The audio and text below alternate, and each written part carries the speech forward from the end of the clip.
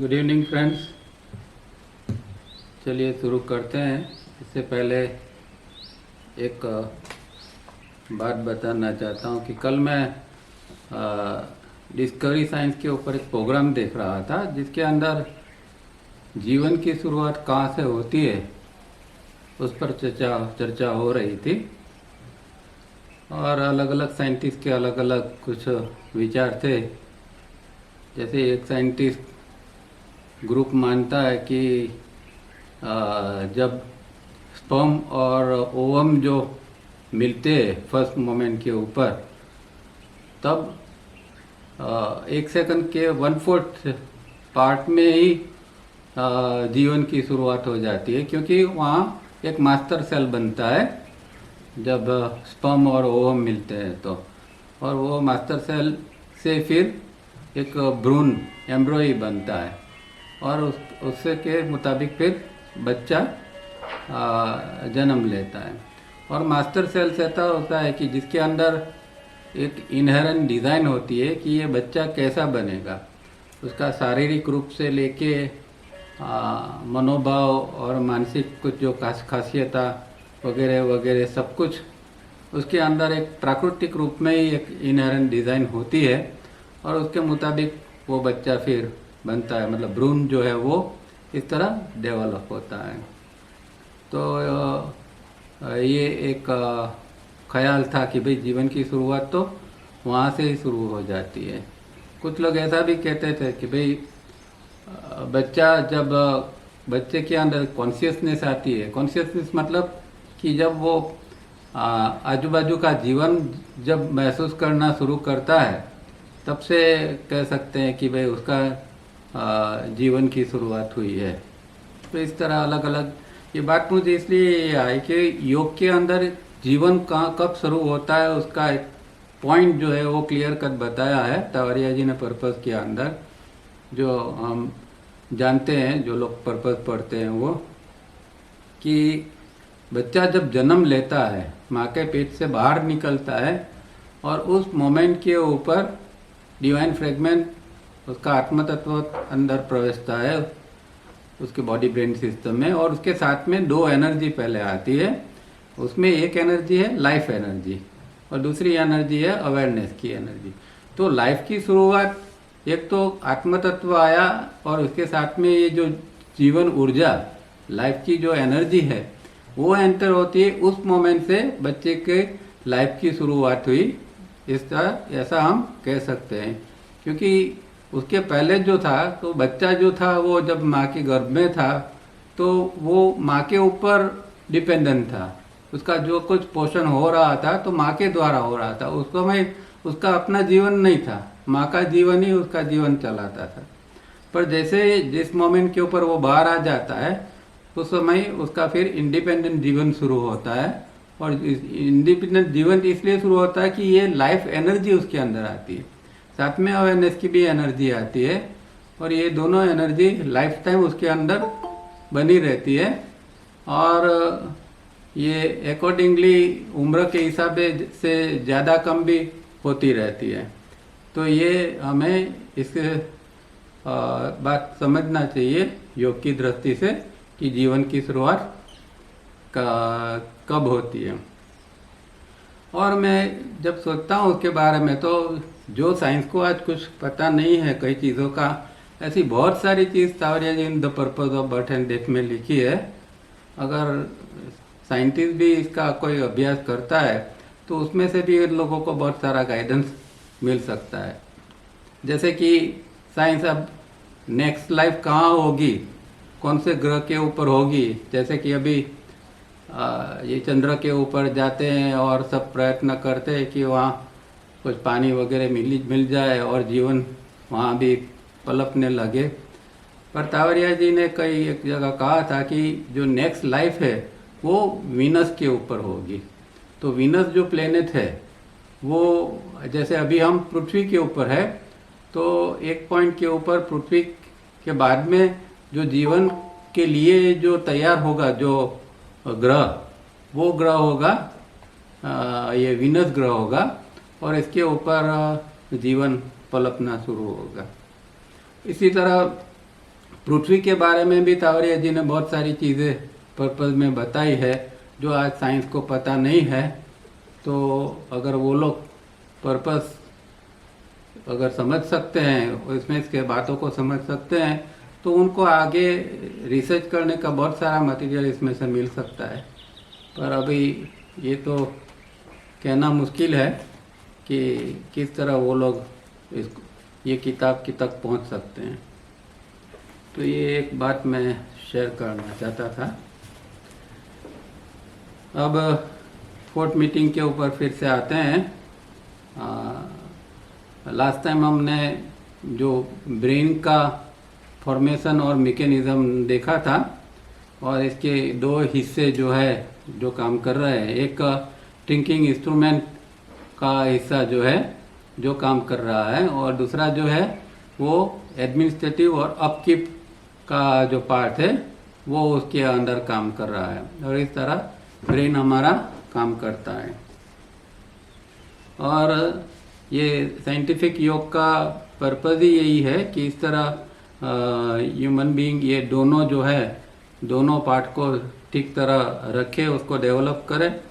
और एक बात और भी उन्होंने कही थी कि इसके द्वारा पैरासिम्पेथेटिक नर्वस सिस्टम को भी एक्टिवेट किया जाता है, या तो करेक्टिव सिस्टम एक्टिवेट किया जाता है, और व्यक्ति धीरे धीरे 5:1 के रेशियो के ऊपर पहुंच सकता है।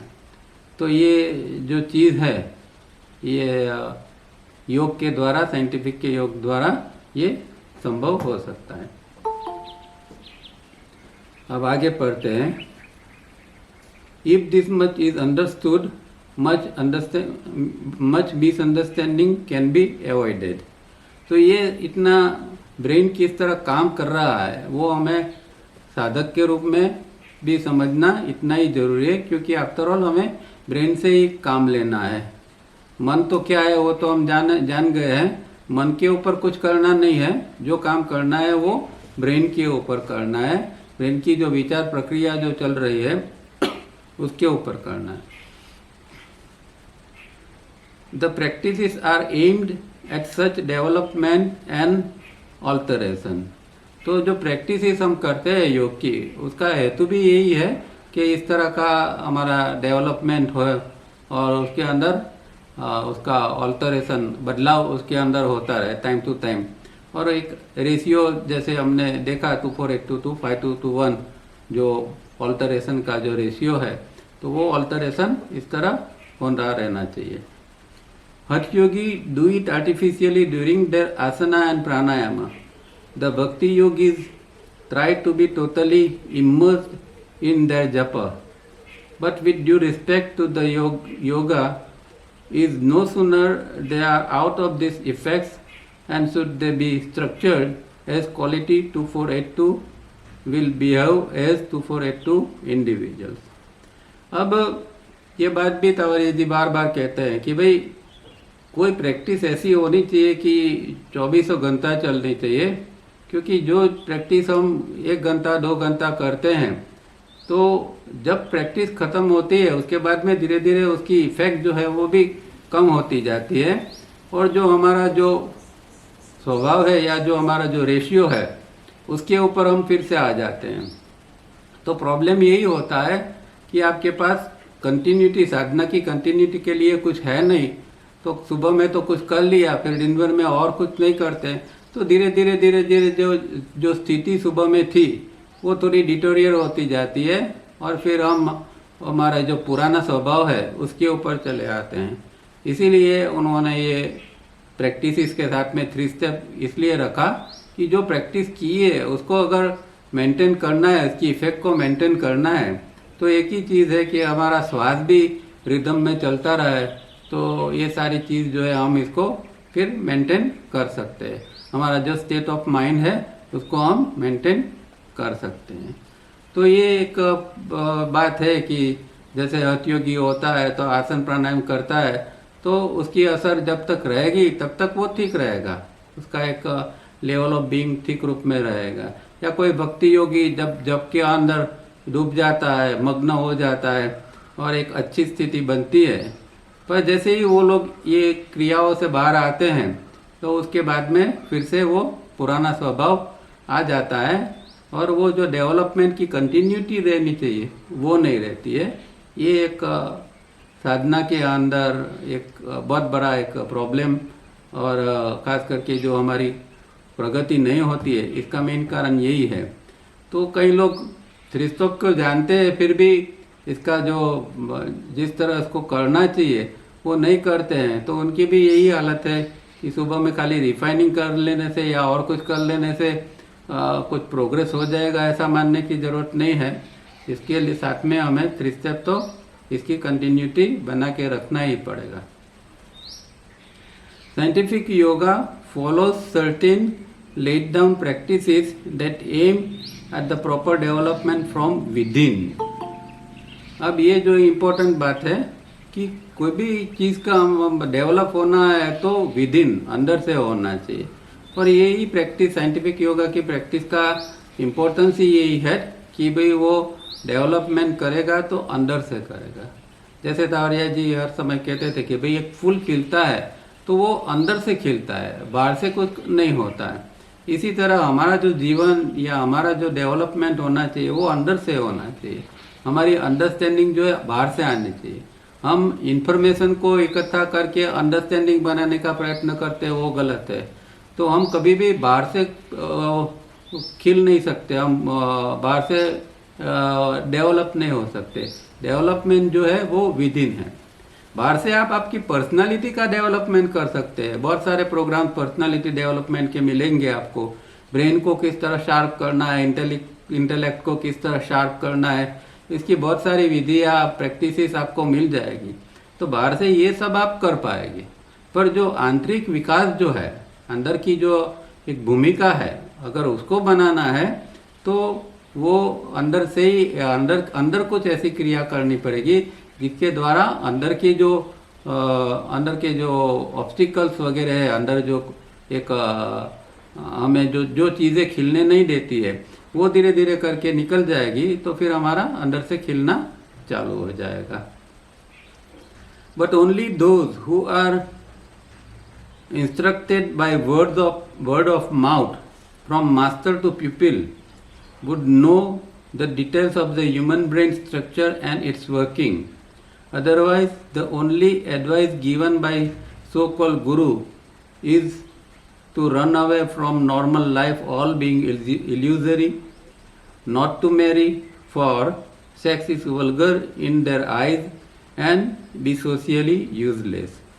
तो अब ये सारी चीज़ें किसको पता होगी कि जिसने अपने गुरु के द्वारा, जो कोई पहुंचा हुआ गुरु है उसके पास में उसने वर्ड ऑफ माउथ जो है उसने मतलब प्रत्यक्ष रूप में जिसने मार्गदर्शन लिया है और वो ये सारी जानकारी प्राप्त की है कि ब्रेन का स्ट्रक्चर क्या है, ब्रेन किस तरह काम कर रहा है, ब्रेन किस तरह हर्डल्स क्रिएट करता है। तो ये जो अगर मास्टर से वो जानता है, अपने गुरु से जानता है, तो ये ठीक है। बाकी जो सोकल गुरु जो है आजकल, और वो उन लोगों का तो कंसेप्ट यही है कि भाई ये जो है सब संसार तो माया है, इल्यूजरी है, इसमें रहना फोकट है, यहाँ रह के कोई आप प्रगति नहीं कर पाओगे, और अगर शादी कर ली तो फिर आप सेक्स के मोह में पड़ जाओगे, और उनकी दृष्टि से जो है सेक्स एक वल्गर चीज़ है। वो लोग ये नहीं देखते कि ये प्रकृति ने इसलिए दिया है कि प्रकृति की जो है कंटिन्यूटी इससे बनी रहे। एक प्रजापति का कारण ये है कि संसार चलना चाहिए। ये एक नेचर का इंटरेस्ट है, नेचर चाहती है कि संसार चलना चाहिए, और इसीलिए ये पोटेंशियल चीज़ हर जीव के अंदर रखा है, सिर्फ मनुष्य के अंदर नहीं। पर जो लोग नहीं समझते उसको एक गलत दृष्टि से देखते हैं, वल्गर इसको उनको लगता है, और कहते हैं कि भाई ये सब चीज़ों से हमें तो मुक्त होना है और आप सोशली यूजलेस हो जाओ, मतलब कि सोसाइटी में रहने की कोई ज़रूरत ही नहीं है, आप बाहर निकल जाओ और कहीं दूर जाके शांति से साधना करो, तभी आपकी प्रगति हो पाएगी। और अनफॉर्चुनेटली बहुत सारे लोग ऐसी बातों को मानने भी लगते हैं, ऐसी चीज़ों को फॉलो भी करते हैं, पर बाद में पछताना पड़ता है क्योंकि इस तरह कुछ डेवलपमेंट नहीं होता है। the whole of human brain, including minor brains, often called glands, have been accounted for. So what is mind? Mind is not synonymous to brain. Brain has ceaseless thought forms in both the areas A and B, and they are largely interdependent through the topsoil of midbrain, left and right and the nervous system. तो जब human brain की बात होती है, normal course में हम brain शब्द का उपयोग करते हैं, तो हमारे जो सिर के अंदर जो चीज़ है, जो ठोस जो मास है ये ब्रेन का, उसको ही हम समझते हैं। पर योग की दृष्टि से जो हमारे चक्र है वो भी एक ब्रेन का पार्ट ही है, और इसको माइनर ब्रेन्स कहते हैं। तो ये मेजर ब्रेन और माइनर ब्रेन, क्योंकि जो इम्पल्स अंदर आता है और वो ऊपर जाता है, उसके अंदर ये चक्रों का कुछ न कुछ रोल होता है। मतलब कि विचार की प्रक्रिया के अंदर ये जो है माइनर ब्रेन का भी एक रोल है। ये साइंस तो नहीं जानता है, साइंस तो विचार की प्रक्रिया खाली ब्रेन में ही चल रही है ऐसा समझ रहा है, पर साइंस योग हमारा जानता है कि ये जो चक्र है उसका भी थिंकिंग प्रोसेस के अंदर कुछ रोल होता है, और इसीलिए इसको इन चक्रों को भी गिनती में लिया गया है। अब मन क्या है? तो मन जो है वो ब्रेन का कोई सिनोनिमस नहीं है, उसका पर्यायवाची या समानार्थी शब्द नहीं है। मतलब कि माइंड और ब्रेन जो है वो डिस्टिंक्टली दोनों अलग चीज़ है। और ब्रेन का क्या काम है वो तो हमने देखा कि भाई वो थॉट फॉर्मेशन इसका काम रहता है। और इसके जो दो एरिया है जो हमने शुरुआत में देखा, एक थिंकिंग इंस्ट्रूमेंट का एरिया और दूसरा एडमिनिस्ट्रेटिव और अपकीप का एरिया। ये दोनों एरिया जो है वो एक दूसरे के ऊपर इंटरडिपेंडेंट होते हैं, और उसके द्वारा जो काम चलता है तो थॉट फॉर्मेशन बनती है। और उसके अंदर एक जो रोल है वो ब्रेन का ऊपर का हिस्सा कि जहाँ लेफ्ट मिड ब्रेन और राइट मिड ब्रेन अभी आया हुआ है, और वहाँ से सारी नर्वस सिस्टम भी निकलती है। तो इन सारी चीज़ों मिला के थिंकिंग की प्रोसेस बनती है, विचार की, और ब्रेन के अंदर जो एक रिकग्नाइजेशन की या फिर और चीज़ों समझने की, अंडरस्टैंडिंग वगैरह के अंदर ये सारी चीज़ों को इंक्लूड करना पड़ता है। Neither is mind a collection of thought forms, for these are the memory pools in the rear brain or lobe।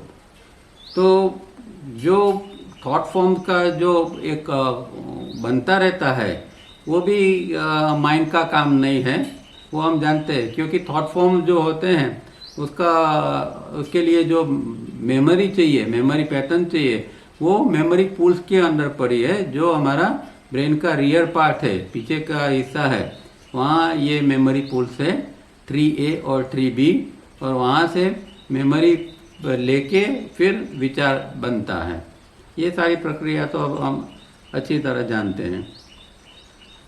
Mind like air can be individuals temporary property and can be the individuals mind. अब अच्छा फिर पढ़ लेते हैं। When air is within an individual's lung, it is breath, and so one can say one's individual mind and breath. But mind and air actually belong to no one. They both flow into an individual and out again to help the individual to survive. अब जो है वो mind कैसा है, तो एक उसकी comparison air से करते हैं हमें समझाने के लिए कि जैसे एटमॉस्फेयर के अंदर हवा पड़ी हुई है, इसी तरह जो एटमॉस्फेयर है या जो ये पूरा जो इन्फिनाइट माइंड है, और जो यूनिवर्स है, यूनिवर्स के अंदर इन्फिनाइट माइंड है, और इन्फिनाइट माइंड जो है वो हमारे अंदर आता है। जैसे हवा अंदर आती है, लंग्स में जाती है और हमारा श्वास बनता है, इसी तरह इन्फिनाइट माइंड जो है, ये यूनिवर्सल माइंड है, वो जब हमारे बॉडी ब्रेन सिस्टम के अंदर आता है तो वो हमारा इंडिविजुअल माइंड बन जाता है। तो दोनों चीज़ जो है वो हमारे अंदर आती है और फिर वो वापस किसी न किसी रूप से चली जाती है। इसीलिए हम इसको ऐसा नहीं कह सकते कि ये हमारी है, क्योंकि वो टिकती नहीं है। अगर कोई हमारी होती है तो हम उसको पजेस कर सकते हैं, पर हम इसको पजेस नहीं कर सकते। वो तो आएगी और जल्द से जल्द वो दोनों निकल जाएंगे, चले जाएंगे। तो ये आना, इसका आना और जाना किस लिए है कि जिसके लिए हम जिंदा रह सके, जिसके द्वारा हम सरवाइव हो सके, इसके लिए ये श्वास और जो इनकमिंग इम्पल्स के रूप में जो चित्त अंदर आता है, वो दोनों हमारे लिए बहुत ज़रूरी है। The air is part of the total atmosphere that envelops the whole earth, and mind is the total infinite mind that envelops the entire universe. तो जो हम श्वास लेते हैं उसके अंदर जो हवा आती है वो पृथ्वी के वातावरण से आती है। पृथ्वी का जो एटमॉस्फेयर है उसके अंदर जो हवा पड़ी है उसको हम हमारे श्वास में लेते हैं। इसी तरह जो जिसको हम माइंड कहते हैं, तो वो इन्फिनाइट माइंड जो है पूरे यूनिवर्स के अंदर, पूरे ब्रह्मांड के अंदर इन्फिनाइट फैला हुआ है, जिसको हम चित्ती भी कहते हैं, चित्ती शक्ति। तो वही चीज़ हमारे अंदर आके चित्त बनता है। तो इस तरह ये दोनों चीज़ अंदर आती है और इस तरह हमें जीने के लिए मदद करती है।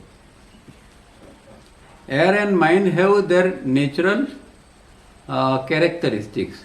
Mind, the infinite mind, knows everything worth knowing in the whole universe, both seen and unseen. It flows through or penetrates an individual, unlike air which can only flow in and out of the lungs.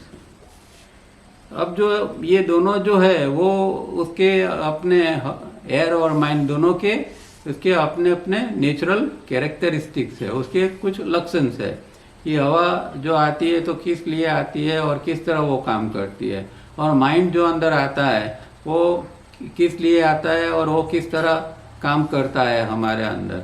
तो ये दोनों के अलग अलग characteristics है। अब infinite mind जो अंदर आता है और जो इंडिविजुअल माइंड बन जाता है, उसके अंदर एक क्षमता भगवान ने रखी है कि उसके द्वारा हम ब्रह्मांड की कोई भी चीज़ जानना चाहे तो वो जान सकते हैं। वो चीज़ दिखाई देती है या नहीं भी दिखाई देती है, फिर भी वो चीज़ को अगर हम जानना चाहते हैं तो through mind, through infinite mind हम जो है वो जानना चाहते हैं।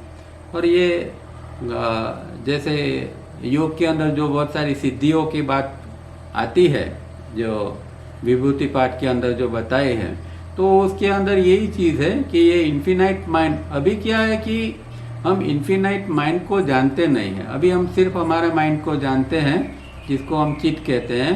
चित्त को भी वैसे तो नहीं जानते हैं, पर उसके अंदर जो वृत्ति उत्पन्न होती है उसको थोड़ा बहुत हम जानते हैं कि किस तरह से वृत्ति उत्पन्न होती है और फिर विचार बनते रहते हैं।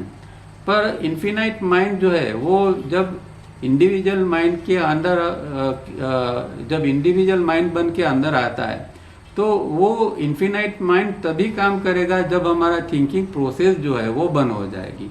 ये हमने पीछे देखा था कि ये दो चीज़ साथ में हो नहीं सकती। अगर इन्फिनाइट माइंड को अंदर काम करने देना है तो पहले तो हमें ये सीखना पड़ेगा कि ये जो थिंकिंग का जो मतलब ब्रेन की जो कामगिरी है उसको किस तरह बंद किया जाए। जब तक ब्रेन एक्टिव है, ब्रेन काम करता रहता है, तब तक इन्फिनाइट माइंड काम नहीं कर सकता। वो सिर्फ लिमिटेड रूप में माइंड के रूप में काम कर सकता है, पर वो इन्फिनाइट माइंड का रोल हमारे अंदर नहीं कर सकता। तो ये हमारे लिए ज़रूरी है कि ये सीखना पड़ता है कि विचारों को किस तरह शांत किया जाए, थिंकिंग प्रोसेस को किस तरह चाहे थोड़े समय के लिए भी बंद किया जाए, तो उस समय इन्फिनाइट माइंड हमारे अंदर काम कर सकेगा। और फिर हमें जो जानना है, दृश्य अदृश्य, वो सब चीज़ों को हम जान पाएंगे। पर यही एक ये दोनों के अंदर डिफरेंस यही है कि एयर जो आती है वो सिर्फ लंग में जाके चली जाती है, पर ये जो है वो जो माइंड जो अंदर आता है वो कुछ और ढंग से हमारे अंदर काम करता है। एक थिंकिंग प्रोसेस के रूप में भी काम करता है, या फिर वो इन्फिनाइट माइंड के रूप में भी काम करता है। तो वो एक पेनेट्रेट अंदर करता है और कुछ और ढंग से काम करता है, जबकि एयर का काम जो है वो एक लिमिटेड काम है। There are two methods of knowing. One is collecting facts and information, and with memory is translated into knowledge.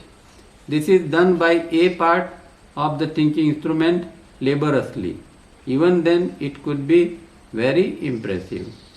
तो अब जो कुछ भी हमें सीखना है, जानना है, उसके लिए दो प्रक्रिया है, दो मेथड्स है।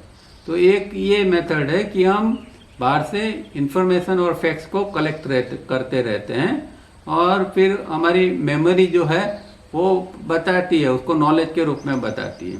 जैसे कि बाहर से एक चीज़ को देखा हमने, तो फिर हमारी मेमोरी जो है वो उसको ट्रांसलेट करके बताती है कि ये चीज़ है। कुछ सुनते हैं तो हमारी मेमोरी काम करने लगती है और बताती कि हाँ ये बात ये हो रही है करके। तो इस तरह एक प्रक्रिया, ये कलेक्टिंग की प्रक्रिया है, फैक्ट्स और इन्फॉर्मेशन को कलेक्ट करके जानना। और इसके अंदर जो थिंकिंग इंस्ट्रूमेंट का जो ए पार्ट है, मतलब विचार प्रक्रिया का जो पार्ट है, वो उसमें काम करता है और लेबरसली काम करता रहता है। फिर भी ये इतनी अच्छी तो ये नहीं है, फिर भी ये इम्प्रेसिव है। और हमारे पास तो सिर्फ अभी तो एक ही ये चीज़ है, क्योंकि दूसरी चीज़ जो है उसे और अच्छी या ऊपर की, उसका हम उपयोग नहीं कर सकते, वो तो अभी हम जानते नहीं।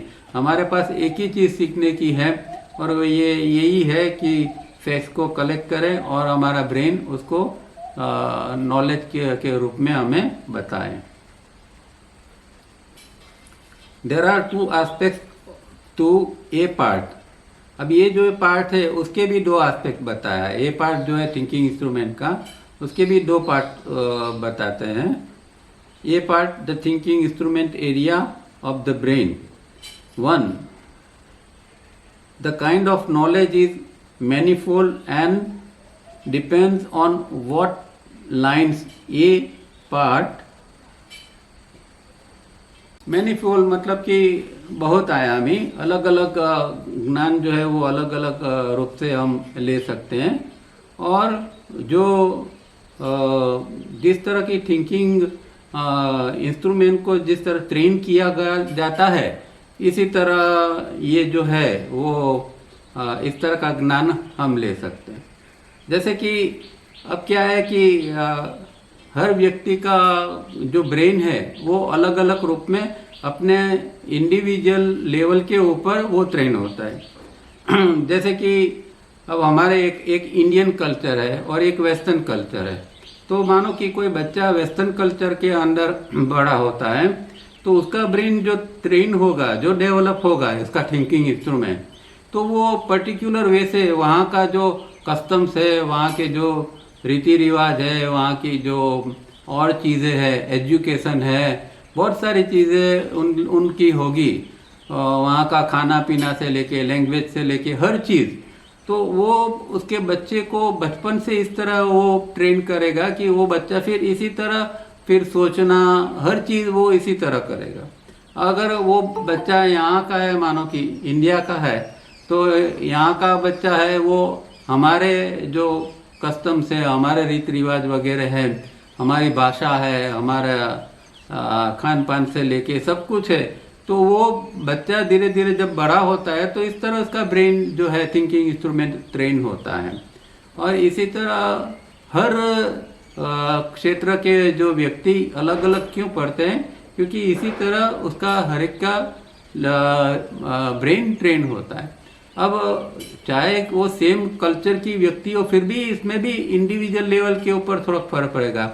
जैसे कि दो भाई होते हैं, तो दो भाई के भी ब्रेन का जो ट्रेनिंग है, चाहे वो एक ही एटमॉस्फेयर में जीते, सब कुछ उसको एक साथ में एक ही समान मिलता है, फिर भी दोनों का डेवलपमेंट और दोनों की ट्रेनिंग एक होगी, फिर भी दोनों का डेवलपमेंट जो है वो अपने अपने हिसाब से होगा। तो ये इस तरह एक थिंकिंग इंस्ट्रूमेंट जो है वो किस तरह डेवलप होता है, ये बात की है इसमें। Besides this, it has its own inherent structure. अब दूसरा पार्ट जो है वो क्या है कि उसका जो इनहेरेंट स्ट्रक्चर है। अब इनहेरेंट स्ट्रक्चर क्या है कि हमारा जो IESM केंद्र जो है और उसका जो रेशियो है वो इनहेरेंट स्ट्रक्चर है। मतलब कि वो भी हर एक व्यक्ति का इंडिविजुअल लेवल के ऊपर है। कोई कोई रेशियो के ऊपर जीता है, कोई इससे ऊपर का रेशियो, किसी और ऊपर का रेशियो से जीता है। तो ये इनहेरेंट स्ट्रक्चर जो उसका है वो उसके द्वारा ये व्यक्ति जीता है। तो ये दो पार्ट जो है ब्रेन के, इस तरह ये दो पार्ट काम करते हैं। As quality and spectrum and with this an individual make use of knowledge however great or little and is quite a separate quality. Culture and understanding are the qualities of this aspect of the A area of thinking instrument.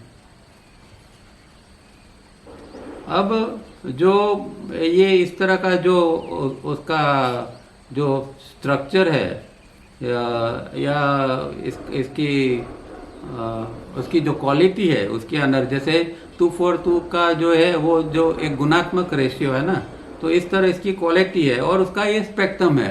मतलब कि नीचे से लेके ऊपर तक का जो उसका स्पेक्ट्रम है वो उसके मुताबिक ही वो जो नॉलेज उसके अंदर आया है उसका वो यूज़ कर पाएगा। तो नॉलेज आता है पर जितने इसकी अंदर की जो क्षमता है या उसका जो उसकी गुणात्मक जो उसकी अंदर की स्थिति है उसके अकॉर्डिंगली वो चीज़ का वो ज्ञान का वो उपयोग कर पाएगा।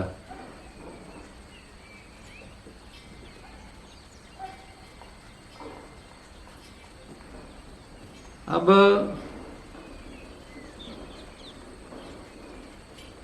यहाँ देखो ये पैराग्राफ है वो आप एकदम सीधे सीधे समझने का प्रयत्न करोगे तो समझ नहीं पाओगे। ये एक तावरिया जी की लिखने की विशिष्टता थी कि थोड़ा आपको जरा वो कंफ्यूज करना चाहते हैं कि आप कुछ समझने का प्रयत्न करें। देखो हमारा माइंड क्या है कि हमेशा वो जो है वो लीस्ट रेजिस्टेंस, जैसे कहते हैं ना कि आसानी से किस तरह मिल जाए। तो हम जब पढ़ते हैं तो भी ऐसा हमें थोड़ा हम चाहते हैं कि भाई जल्दी जल्दी समझ में आ जाए, इतना आसानी से लिखा हुआ चीज़ होता है तो हम उसको अप्रिसिएट करते हैं। पर इसके अंदर माइंड की ये चालाकी है, पर इसके अंदर माइंड का डेवलपमेंट जो है वो नहीं होता है। अगर आपको इसके अंदर जाना है, समझना है, तो माइंड को कसना पड़ता है। माइंड मतलब यहाँ ब्रेन की बात करते हैं, तो ब्रेन को कसना पड़ता है, इसका राइट उपयोग करना पड़ता है और धीरे धीरे धीरे चीज़ों को समझना पड़ता है। तो कभी कभार ये तावरिया जी इस तरह लिखते थे कि हम जल्दी समझ नहीं पाए। उनका हेतु ये था कि तो इस तरह ही हम अपने आप को अंदर ले जाके हमारा वो एक प्रकार का ये डेवलपमेंट की ये प्रक्रिया है। अगर आसानी से सब समझ में आ जाएगा तो फिर ब्रेन को ज़्यादा कुछ करने की ज़रूरत नहीं पड़ेगी। तो ये एक चीज़ है। जैसे जब गुरुजी अपने ज़माने में जो वो मीटिंग लेते थे शुरू में, तो वो क्या करते थे कि जो उनके स्टूडेंट्स थे उनको मीटिंग के लिए ऐसी जगह बुलाते थे कि जहाँ ज़्यादा शोर मचा है, हल्ला गुल्ला है, बहुत सारा आवाज़ आ रहा है, ऐसी जगह पर वो अपने स्टूडेंट्स को मीटिंग के लिए बुलाते थे। फिर वहाँ जब लोग इकट्ठा होते थे आजू बाजू तो थोड़ा बहुत आवाज़ आता रहता था और वो जो बोलते थे तो एकदम धीमे धीमे बोलते थे। वो जानबूझकर धीमे धीमे बोलते थे ताकि लोगों को जिसको सुनना है वो उसको एकदम अटेंटिव बनना पड़े। वो अटेंशन के साथ सुनने का प्रयत्न करेगा कि ये व्यक्ति क्या कह रही है। अब जिसको इतना डीप इंटरेस्ट नहीं है तो वो व्यक्ति फिर ये चीज़ों को छोड़ देगी। तो यहाँ एक हमारी परीक्षा भी हो जाती है कि भाई कितना इंटरेस्ट है। अगर हमारा डीप इंटरेस्ट नहीं है तो फिर हम छोड़ देते हैं कि छोड़ो भाई ये समझ में नहीं आया तो क्या फर्क पड़ता है। तो ये इस तरह मास्टर्स काम करते हैं। गुरुजी भी इस तरह काम करते थे कि भाई अगर जिसके अंदर इंटरेस्ट है तो वो फिर और प्रयत्न करेगा और इसके अंदर टिका रहेगा। जो कच्चा है वो भाग जाएगा तो भाग जाने दो। तो इस तरह हमें बहुत जब कुछ पढ़ते हैं या समझने का प्रयत्न करते हैं तो बहुत पेशेंस से हमें काम लेना पड़ता है। If this second aspect B2482 it will use knowledge in the direction of an animal type behavior, and if it should be 5:1 knowledge will be used in the direction of a noble and true human being type of behavior. अब ये जो है, ये जो यहाँ ऊपर उन्होंने inherent structure के बारे में बताया, क्वालिटी के बारे में बताया, तो ये दो प्रकार के इनहेरेंट स्ट्रक्चर या क्वालिटी हमें देखने को मिलती है। एक जो है वो 2482 का एस्पेक्ट है, जिसके अंदर उसका जो नॉलेज का जो यूज़ है वो इसी तरह उस लेवल के ऊपर करेगा, पर वो थोड़ा एनिमल टाइप का ये होगा, क्योंकि 2482 का जो रेशियो है और उसके अंदर जो कामगिरी है उसकी, वो बहुत नॉर्मल, बहुत लो लेवल की है, इसलिए यहाँ उन्होंने एनिमल टाइप बिहेवियर कहा गया है। और जो व्यक्ति थोड़ी ऊपर उठी है और उसका रेशियो भी उसका चेंज हो गया है, 5:1 का हो गया है, तो वो उसका जो नॉलेज का यूज़ करेगा वो उस लेवल से 5:1 से वो नॉलेज का यूज़ करेगा, और उसके अंदर एक ट्रू और नोबल ह्यूमन बीइंग की तरह उसका बर्ताव वगैरह रहेगा। और जब हम चार्ट, इंटेंसिटी चार्ट देखते हैं, तो उसके अंदर भी हमें इस दोनों प्रकार की चीज़ें मिलती है कि आप देखोगे कि 2482 के जो एट्रीब्यूट्स उन्होंने बताए हैं, तो उसमें अंदर ये एनिमल टाइप के या लो लेवल के हमें एट्रीब्यूट्स मिलेंगे, और जो दूसरा जो 5:1 का जो चार्ट होता है उसके अंदर एट्रीब्यूट जो है वो नोबल टाइप के हमें मिलेंगे। Arjun asked, my lord, how can we recognize the saint who has attained pure intellect, that is high powered pure awareness, who has reached this state of bliss and whose mind is steady? How does he talk, how does he live, and how does he act? तो ये बहुत गीता के अंदर famous स्थित प्रज्ञ का जो श्लोक है उसके अंदर ये अर्जुन सवाल पूछता है कि ये जो व्यक्ति है, जो संत कक्षा की है या स्थित प्रज्ञ की स्थिति वाला व्यक्ति है, वो किस तरह जीता है, उसकी इंटेलेक्ट या उसके अंदर की जो प्योर अवेयरनेस है वो किस तरह काम करती है, वो किस तरह हर काम करता है, किस तरह बात करता है, जीता है, काम करता है वगैरह, मतलब कि इसके लक्षण क्या है। एक स्थित प्रज्ञ व्यक्ति है, एक सच्चा संत है, उसके क्या लक्षण हो सकते हैं, ऐसा अर्जुन भगवान को पूछते हैं।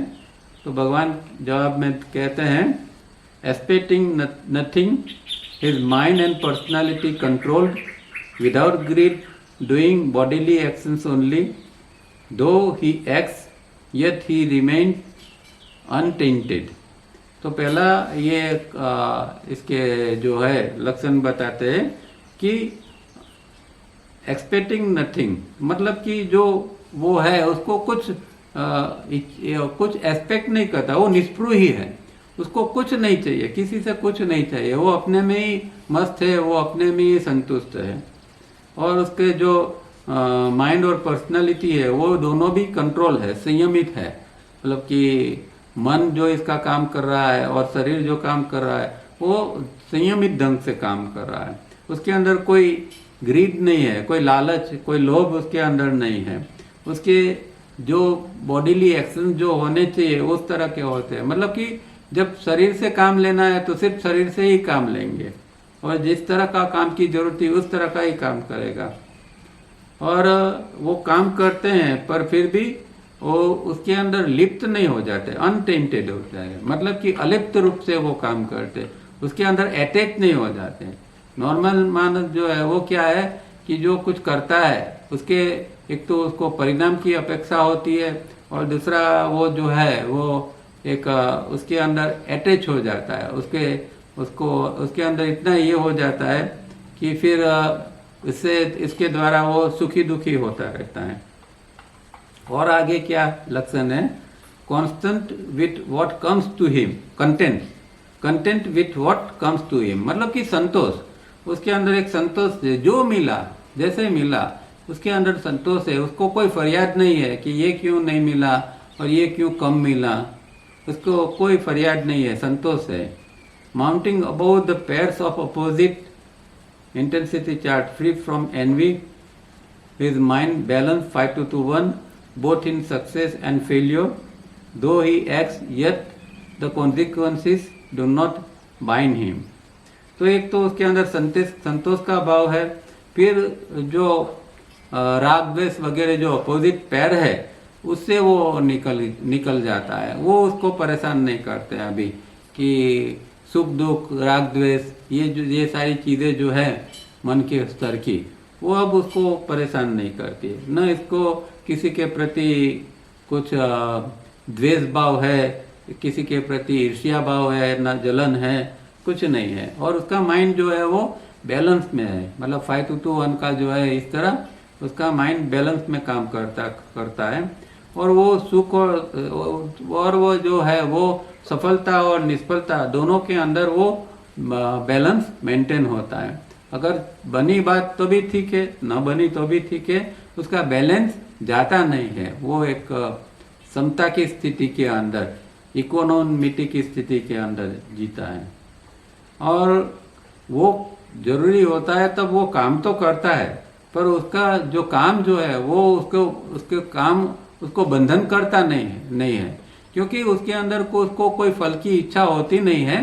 वो एक काम को अपने फर्ज के रूप में जब करता है और उसके कोई परिणाम की कोई अपेक्षा भी नहीं होती है, तो वो काम जो है वो उसको बंधन कारक नहीं है, वो बांधते नहीं है उसको। And in between the individual will make 1,000 resolutions and break them 1,000 times, and which cannot be helped because the structure and spectrum is yet not permanently anchored in 5:1. अब जो बाकी जो लोग होते हैं तो वो सामान्य लोग जो है वो 2482 और 5:1 के बीच में, तो उन लोगों को क्या है कि कुछ प्रयत्न करते रहते हैं, कुछ रिजोल्यूशंस लेते हैं, इच्छा करते हैं कि नहीं कल से मैं ये चालू कर दूंगा, कुछ दिन करते भी है, ये सारी चीज़ें होती है और फिर टूट जाती है, उसके अंदर कंसिस्टेंसी नहीं होती है। तो ज़्यादातर लोग जो है वो इस तरह के होते हैं कि जिसके अंदर ये चीज़, क्योंकि अभी वो 5:1 एस्टेब्लिश नहीं हुआ है, इसीलिए वो लोग करते हैं, फिर छूट जाता है, करते हैं, इस तरह हजारों बार इस तरह का होता रहता है, क्योंकि उसका स्ट्रक्चर 5:1 के अंदर एस्टेब्लिश नहीं है। और यहाँ भी स्ट्रक्चर और स्पेक्ट्रम दो शब्द जो आते हैं वो पिछले हमने उसकी बात की थी कि भाई स्ट्रक्चर जो है, स्ट्रक्चर व्यक्ति का वो होता है कि जो जन्म की जो ये यात्रा करके जो व्यक्ति आती है उसके द्वारा एक उसका एक स्ट्रक्चर अंदर का निर्माण होता है, एक उसके अंदर एक खासियत या एक उसकी अंदर विशिष्टता है, उसकी खामियां है, उस तरह एक स्ट्रक्चर बनता है जिसके अंदर पॉजिटिविटी भी है, नेगेटिविटी भी है, ऐसा एक स्ट्रक्चर बनता है। और वो स्ट्रक्चर की एक लिमिट होती है, उसको स्पेक्ट्रम कहते हैं, मतलब ऊपर और नीचे की एक लिमिट या इसकी एक रेंज है, वो उसका स्पेक्ट्रम होता है। अब दूसरा पार्ट जो है वो दो बात बताई थी, अब second, the second method of knowing is the intuitive perception, that is the ability of see part of the brain, the silent area, and has a certain kind of high powered inherent structure, does not mean form but quality, that enables it to know directly from the flowing infinite mind, which is the individual's mind, and is translated into wisdom, and none of the thought and brain processes like this of A and B are involved. अब दूसरी method बताते हैं। पहली method तो जैसे उन्होंने कहा कि भाई फैक्ट ऑफ इंफॉर्मेशन को हम कलेक्ट करते हैं, गैदर करते हैं और इसके द्वारा धीमे धीमे सीखता है। एक बच्चा सीखता है तो वो इस तरह सीखता है, एक फैक्ट और इंफॉर्मेशन को कलेक्ट करता जाता है और धीरे धीरे सीखता जाता है। स्कूल में भी जिस तरह एजुकेशन देते हैं तो इसी बेस के ऊपर देते हैं। तो ये पूरी दुनिया के अंदर एक प्रचलित पद्धति है कि जिसमें हम इसी तरह हम सीखते रहते हैं। पर दूसरी एक योग की मेथड है कि जिसके अंदर एक जो जो सीखने की पद्धति है उसको इंट्यूटिव परसेप्शन कहते हैं। मतलब कि एक प्रज्ञा की स्थिति अंदर एक बनती है। तो ये एक बहुत उच्च प्रकार की स्थिति है कि यहाँ अब ब्रेन से सीखने का बन हो गया। जो ब्रेन का जो पार्ट जो है वो इंफॉर्मेशन वगैरह बाहर से लेके सीखता था वो नहीं, अब वो कहाँ से सीखेगा कि हम जानते हैं कि सारा ज्ञान तो पड़ा है इन्फिनाइट माइंड के अंदर, चित्ती के अंदर पड़ा है। इसीलिए उसको कहते हैं ना कि ओमनिशियंट मतलब कि वो सब कुछ जानता है, चित्ती या इन्फिनाइट माइंड।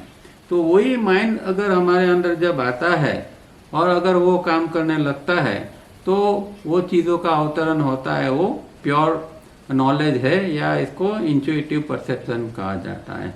एक अंदर एक दर्शन होता है कि और वो दर्शन के द्वारा ज्ञान होता है।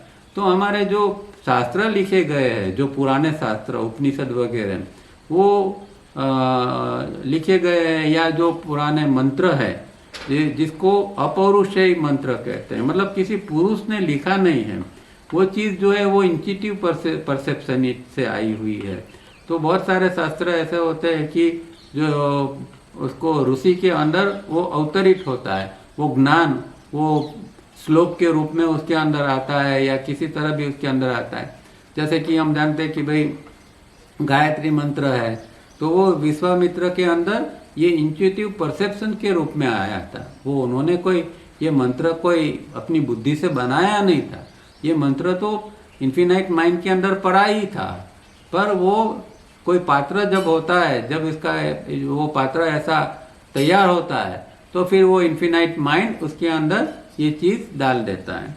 पर इसके लिए ये पात्रता, ये स्थिति या एक जिसको कहे हम जो डायग्राम के हिसाब से कहे तो 3B की स्थिति तक जाना पड़ता है, तब ये फिर इंट्यूटिव परसेप्शन की स्थिति बनती है, या इस तरह नॉलेज हमारे अंदर आता है।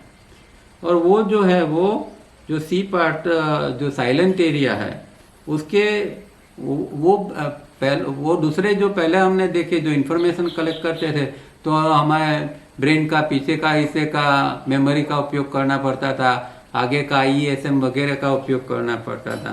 पर यहाँ क्या है कि वो जो सी पार्ट जो ब्रेन का साइलेंट एरिया है वहाँ से ये चीज़ अवतरित होती है, वो बाहर से आती है, पर हमारे अंदर कहाँ वो अनुभव होता है कि जो ये साइलेंट एरिया जो है वहाँ इस चीज़ का अनुभव होता है। और वो एक हाई पावर के रूप में इसका एक अनुभव होता है, हाई पावर के रूप में वो चीज़ अंदर आती है। फिर उसको जब समझना होता है तब फिर से हमें हमारे ये जो नॉर्मल ब्रेन है उसका उपयोग करना पड़ता, क्योंकि वो चीज़ तो अंदर अवतरित हो गई। अब चीज़ को उसको किसी को बताना है, वो उसको पेपर पर लिखना है, तो फिर से हमें भाषा का उपयोग करना पड़ेगा, फिर से हमारा ये जो थिंकिंग इंस्ट्रूमेंट है उसके 2 पार्ट है उसका उपयोग करना पड़ेगा। पर जब ये शांत होता है तो वो अवतरित होता है, वो यहाँ साइलेंट एरिया के अंदर आता है। और जैसे मैंने बताया कि ये इन्फिनाइट माइंड जब अंदर फ्लो होता है तब ये सारी चीज़ें अंदर आती है, और वो ट्रांसलेट किस में होती है, विजडम के रूप में ट्रांसलेट होती है। दूसरी चीज़ जो नॉर्मल कोर्स में ट्रांसलेट होती है वो नॉलेज के रूप में। नॉलेज और विजडम के अंदर फर्क है। नॉलेज एक प्रकार का ज्ञान है, विजडम जो है एक अंदर की एक उच्च प्रकार की अंडरस्टैंडिंग है या प्रज्ञा है, एक प्रकार का अंदर का शाणपन है, एक इस तरह का अंदर से विजडम उसके अंदर जन्म लेता है। और जो नॉर्मल कोर्स में जो ब्रेन की प्रक्रिया है उसके अंदर ये चीज़ नहीं होती है। अब योग सूत्र के कुछ सूत्र यहाँ उन्होंने दिए हैं। तो एक सूत्र बुक 1 का 48 सूत्र है, उसके रिलेशन के अंदर ही है, his perception is now unfailing exact और his mind reveals only truth. तो ये इंट्यूटिव परसेप्शन जो है वो योग सूत्र में कहाँ बताया है, तो उसका ये सूत्र यहाँ दिया है, his perception is now unfailingly exact. वो जो उसका जो परसेप्शन, जो दर्शन है, वो कभी भी फेल नहीं हो सकता। इस तरह का एग्जैक्ट वो दर्शन होता है, और वो हमेशा वो ट्रुथ जो है, जो सत्य है, वही वो बताता है। तो वो इन्फिनाइट माइंड के द्वारा जो ट्रुथ पड़ा है, वो फिर इस तरह ये साइलेंट एरिया के अंदर आता है, ब्रेन के और हिस्से के अंदर नहीं। और दूसरा सूत्र जो है, this particular perception is unique and reveals that with the rational mind thinking instrument of brain using testimony inference and deduction can not reveal. ये सूत्र भी हमने पीछे देखा था। तो ये जो पर्टिकुलर परसेप्शन, जो वो परसेप्शन अंदर आता है, वो एक तो यूनिक है, और वो इस तरह का है, जो इस तरह का वो दिखाता है, स्पष्ट करता है कि जो नॉर्मल कोर्स में हम रैशनल माइंड के अंदर जो उपयोग करते हैं प्रत्यक्ष अनुमान आगम का, ये टेस्टिमनी इन्फ्रेंस और डिडक्शन जो है, वो इसको प्रत्यक्ष अनुमान और आगम कहते हैं। और ये जो प्रमाण वृत्ति है, प्रमाण वृत्ति जो महर्षि ने 5 प्रकार की वृत्ति बताई है, उसमें पहली वृत्ति प्रमाण वृत्ति बताई है। तो प्रमाण वृत्ति मतलब कि जो सही ज्ञान क्या है, तो सही ज्ञान किस तरह मिलता है, तो वो ये तीनों प्रकार से मिलता है, प्रत्यक्ष, अनुमान और आगम से। तो ये ब्रेन की प्रक्रिया है, वृत्ति की प्रक्रिया है, और वृत्ति के द्वारा हम किस तरह सीखते हैं, वो नॉर्मल कोर्स की बात है। पर यहाँ जो है वो अब ये ब्रेन का भाग नहीं काम कर रहा है, कुछ और ब्रेन का हिस्सा काम कर रहा है, ये सी का हिस्सा काम कर रहा है, कि जिसके अंदर वो परसेप्शन पर्टिकुलर रूप में अंदर आता है, और वो कुछ और रूप में सत्य को रिवील करता है।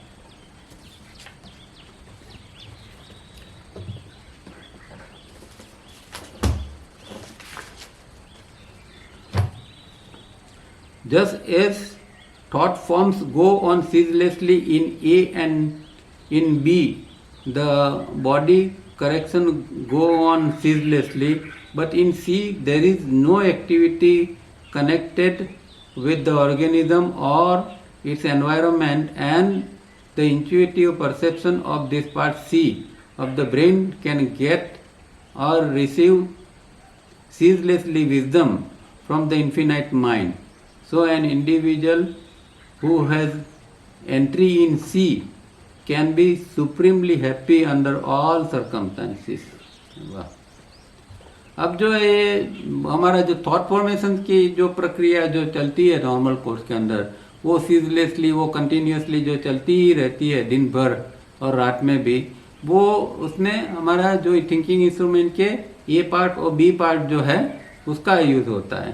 पर ये जब बात ये इंट्यूशन की आती है, या इंट्यूटिव परसेप्शन की आती है, तो वहाँ ये दोनों काम नहीं करते। जो तीसरा पार्ट जो है, वो साइलेंट एरिया का जो सी पार्ट है, वो काम करना चालू कर देता है, और वहाँ से ये विजडम जो है, वो हमेशा वो रिसीव करता रहता है। और वो इन्फिनाइट माइंड द्वारा उसके अंदर ये विजडम कंटिन्यूसली आता रहता।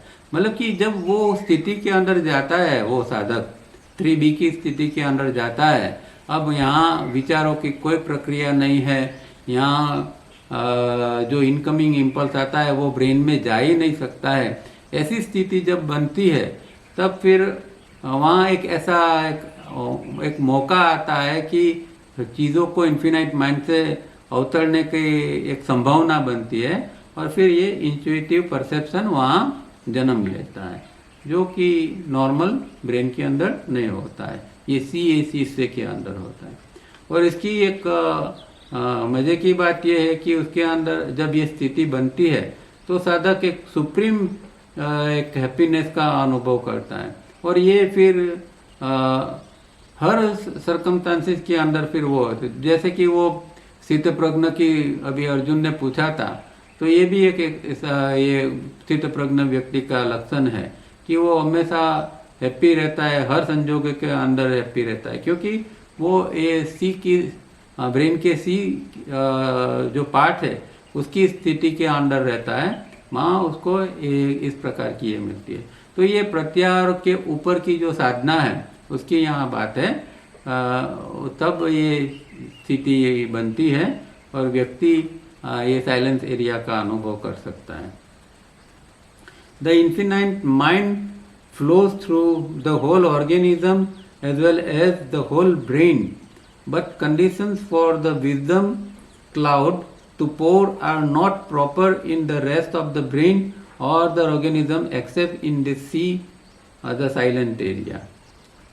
अब इन्फिनाइट माइंड जो अंदर आता है वो अवतरित होता है, तो वो वैसे तो पूरे ब्रेन के पूरे ऑर्गेनिज्म के अंदर आता है हमारे, पर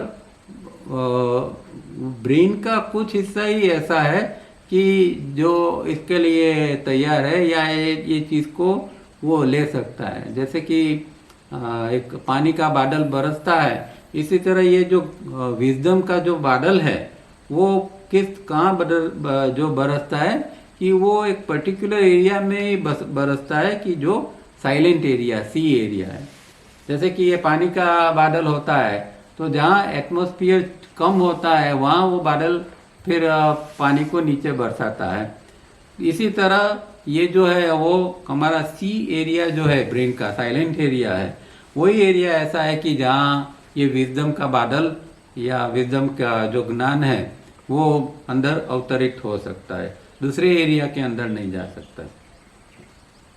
the intuitive perception of see and the pouring of the wisdom cloud that takes place is known as the Buddha or Christ nature and is the individual's original nature and happens to be each individual's nature whether one is a saint or a criminal or genius or an idiot and has always been since man first appeared on this earth।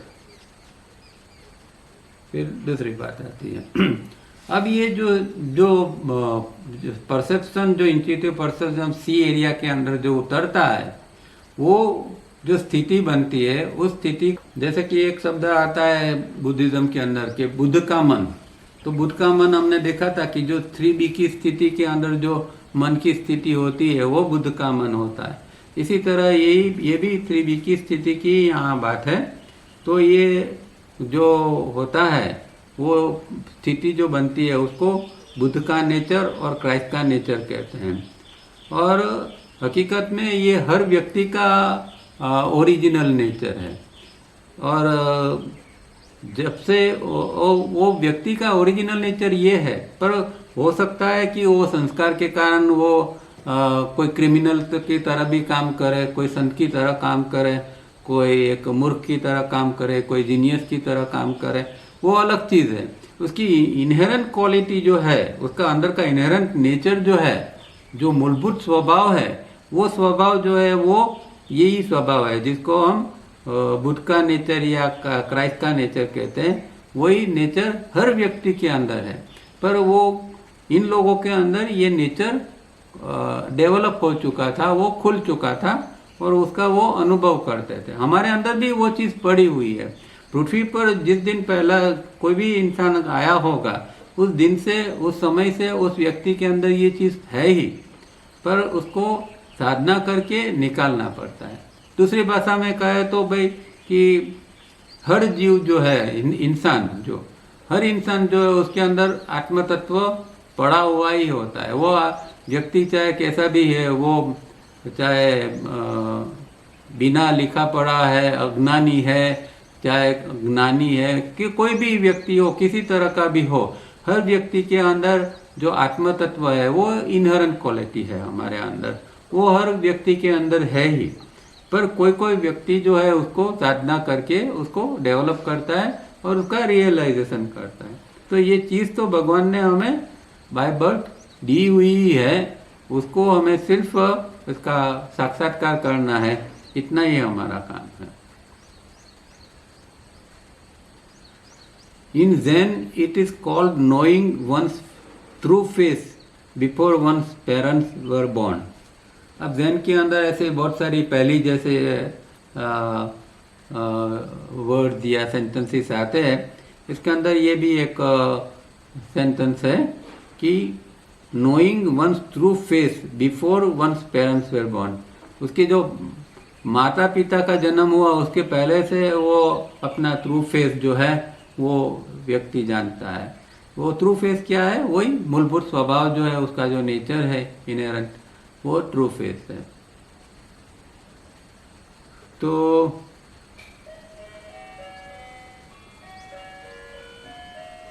चलिए आगे तो फिर बाद में पढ़ेंगे। यहाँ तक ठीक है?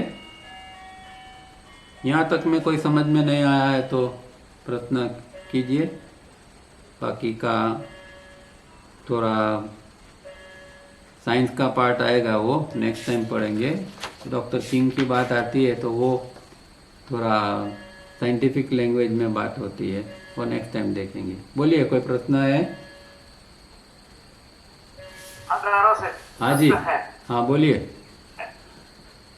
सर ये अपने ब्रेन का जो हिस्से बताया सर ने, जी आपने समझा है जी कि ये जो है ए है बी और सी, हाँ और अपने जो D A C B P C वो अलग ये थोड़ा इंटरमिक्स हो जाता है। ये अपने ब्रेन का तीन हिस्सा है, सेक्शन है। मतलब मैं समझा नहीं। नहीं, आप अभी जो ये अपने जो थिंकिंग इंस्ट्रूमेंट है, ब्रेन है, हाँ जी, उसका एक तो बताया कि जो ए टाइप का है, एक बी है और एक सी। हाँ सी में जो है हाँ साइलेंट एरिया है, हाँ बराबर है। और ए में जो है कि भाई ये नॉर्मली जो है 242 वाला या 5221 जो प्रोग्रेस कर सकता है। नहीं, वो थिंकिंग प्रक्रिया जो है ए के अंदर जो है वो थिंकिंग प्रक्रिया जो हमारी चलती है, थिंकिंग इंस्ट्रूमेंट की जो कामगिरी है वो ए है, और उसका जो अपकीप है मतलब कि उसकी सार संभाल वगैरह जो है एडमिनिस्ट्रेशन वगैरह है वो बी है। तो ए पार्ट है वो थिंकिंग का, जिसमें जो पूरी प्रक्रिया जो चलती है वो इनकमिंग इम्पल्स से लेके मेमोरी पैटर्न से लेके फिर विचार बनता है तब तक की। और दूसरी जो है उसकी सार संभाल, उसका मेंटेनेंस, उसका एडमिनिस्ट्रेशन, ये हुआ ए और बी। और तीसरा जो है वो सी जो है वो साइलेंट एरिया का। इस तरह ये ABC है, ठीक है? मतलब कि हाँ, तो मतलब कि सर जो तावड़े साहब जो कहते हैं हाँ कि अपने जो ऊपर का हिस्से का जो टूल का एरिया है उसके नीचे ये साइलेंट जोन है। साइलेंट जोन जो साइलेंट जोन है वो डीप में है, वो ब्रेन के अंदर के। इसीलिए जैसे कि वो एक वो समंदर की बात नहीं आती थी कि भाई समंदर के अंदर तुम नीचे जाओगे तो ही तुम्हें शांति मिलेगी। तो वही बात जो वो कहते हैं ना कि 2 मिलीमीटर से भी और नीचे का जो ब्रेन का हिस्सा है वो हिस्सा जो है वो ये साइलेंट एरिया का हिस्सा है, और वो साधक को वहां तक जाना पड़ता है। उसका अटेंशन या उसकी जो स्थिति है उसको वहां तक ले जानी पड़ती है। नॉर्मल कोर्स में हमारा जो ब्रेन काम करता है और ए और बी ही काम करता है। हेलो, साहब आपकी आवाज लेक्चर मीटिंग में भी आपकी आवाज कभी कभी चली जाती थी। हाँ, तो आज इंटरनेट का प्रॉब्लम होता होगा, इंटरनेट फ्लक्चुएट होता होगा। हाँ अच्छा, अभी मेरा दूसरा प्रश्न ये है साहब, हाँ कि हम जब गायत्री थ्री में करते हैं हाँ तो हमें ये सब ये जो अवतरण की आपने अभी हमने समझाया, हाँ तो ये एक संभावना तो हो जाती है गायत्री मतलब। नहीं, ये जो नहीं ये साइलेंट एरिया की जो है वो उसके लिए तो पहले तो बात ये है कि जैसे हमने कहा इस तरह कि ये विचार प्रक्रिया पूरे पूर्ण रूप में शांत हो जाती है, तभी ये चीज़ इंट्यूटिव परसेप्शन संभवित होती है। तो मैंने कहा इस तरह वो बहुत ऊंची स्थिति है, 3B की स्थिति है, तो वो तो हमारे लिए अभी पॉसिबल नहीं है। हम तो गायत्री के अंदर विचारों को शांत कर सकते हैं और कुछ चीज़ों को महसूस कर सकते हैं, पर उसको हम ये इंट्यूटिव परसेप्शन नहीं कह सकते। हाँ तो ज्यादा हम 3A तक जा सकते हैं एटमोस्ट। हाँ, वो कुछ क्षणों के लिए हम 3A में एंटर हो सकते हैं। 3B के लिए तो बहुत गहरी साधना करनी पड़ती है। वो तो प्रत्याहार तक, पहले तो प्रत्याहार तक पहुंचना पड़ता है और उसके बाद में फिर वो 3B की जो स्थिति बनती है, तो वो तो बहुत आगे की बात है। ठीक है, ठीक है, ओके।